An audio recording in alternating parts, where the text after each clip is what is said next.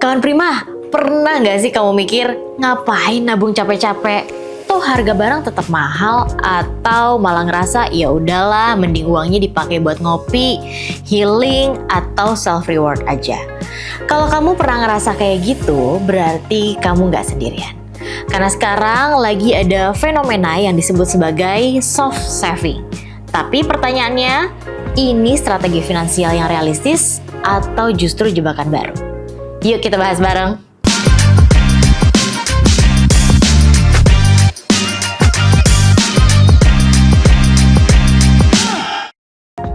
Belakangan ini istilah soft saving versus hard saving lagi lumayan ramai dibahas di sosial media. Hard saving itu konsep yang udah kita kenal, kerja keras, nabung sebanyak mungkin, dan tahan pengeluaran demi masa depan. Contoh penerapannya adalah FIRE movement, financial independence, retire early. Tapi sekarang banyak orang, terutama working level Gen Z, mulai mempertanyakan konsep ini. Karena realitanya harga rumah makin mahal, biaya hidup naik, dan masa depan terasa makin gak pasti. Akhirnya muncullah konsep soft saving. Apa sih itu? Soft saving berfokus bukan lagi untuk mengorbankan hari ini demi masa depan, tapi lebih ke menjaga keseimbangan antara hidup sekarang dan masa depan. Dalam soft saving, orang lebih memprioritaskan mental well-being, pengalaman hidup, dan kebahagiaan jangka pendek daripada sekadar angka di rekening. Sekilas ini kedengarannya normal aja ya kan? Dan memang ada benarnya. Menurut laporan dari Deloitte Global 2024, hampir 50% Gen Z merasa cemas terhadap kondisi finansial jangka panjang, dan banyak dari mereka merasa milestone finansial seperti beli rumah semakin tidak realistis. Ditambah lagi, setelah pandemi dan ketidakpastian global, muncul mindset baru. Kalau masa depan gak pasti, kenapa harus holding back? Nah, disinilah kita harus hati-hati.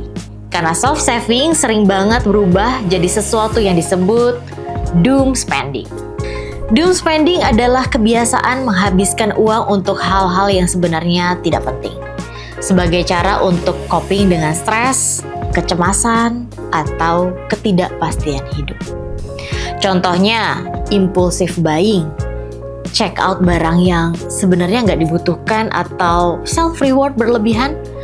Menurut penelitian dari Credit Karma yang dikutip dari CNBC, sekitar 37% Gen Z mengaku pernah melakukan doom spending karena merasa stres atau overthinking tentang kondisi finansial mereka sendiri.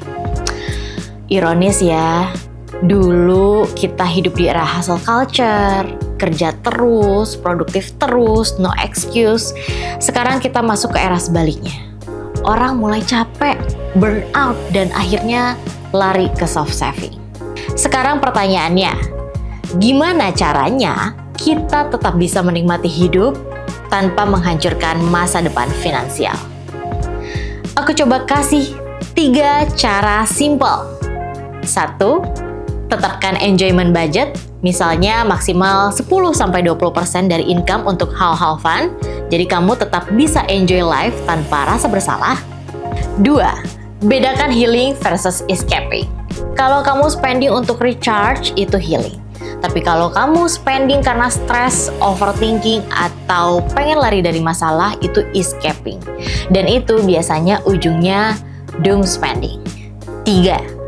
Tetap punya future anchor. Minimal punya dana darurat berbentuk tabungan atau investasi. Karena mungkin masa depan kita belum pasti. Tapi bukan berarti kita gak punya persiapan sama sekali. Nah, dari 3 cara tadi, poin yang paling sering dilewatin itu yang ketiga, punya future anchor. Karena jujur aja, banyak dari kita yang pengen mulai nabung atau investasi, tapi ngerasa harus nunggu punya uang lebih dulu. Padahal ada cara yang lebih ringan dan fleksibel. Salah satunya lewat fitur nabung emas di Trink by Pegadaian. Di Trink by Pegadaian, kamu bahkan bisa mulai nabung emas dengan nominal kecil. Jadi nggak perlu nunggu punya uang besar dulu. Ini cocok banget buat kamu yang lagi ada di fase soft saving. Jadi daripada uang kamu habis ke doom spending, yang nggak terasa kamu bisa alokasikan sebagian kecil untuk nabung emas.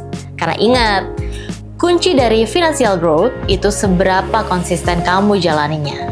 Nah, sekarang aku mau tanya ke kamu nih kawan Prima. Pertanyaan berhadiah pastinya. Menurut kamu saat ini lebih condong ke hard saving, soft saving, atau malah doom spending? Jelasin kenapa dan tulis jawaban kamu di kolom komentar ya. Syarat dan ketentuan ada di description box. Sampai jumpa di episode berikutnya.